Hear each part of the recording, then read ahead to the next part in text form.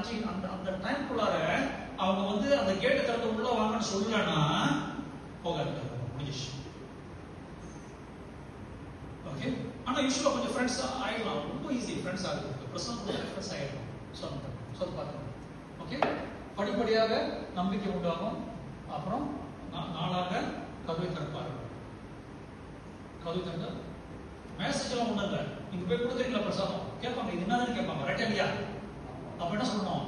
So அங்க என்ன ரைஃபல் ரேஞ்சில் கோயில் இருக்குது, அந்த கோயில்ல இருந்து நாங்கள் பிரசாதம் கொண்டு வரோம். ஓகே. இந்த பிரசாதம் வந்து ஆசீர்வாதம் உங்களுக்கு எல்லா இடத்துலையும் வந்து நன்மை பெறுவதற்காக நாங்கள் வந்து வீடு வீடாக வந்து பிரசாதம் பண்ணுறோம். அவ்வளோதான், முடிஞ்சிருச்சு. புரியுதுங்களா? எல்லாம் நல்ல நல்ல வார்த்தைக்கு தானே, அவ்வளவுதான். இல்ல எங்களுக்கு வந்து நன்மைனா எனக்கு பிடிக்காது, கெட்டது ஏதாவது கொடுங்க அப்படி சொல்லுவாங்க. கொடுங்க, அவ்வளவுதான்.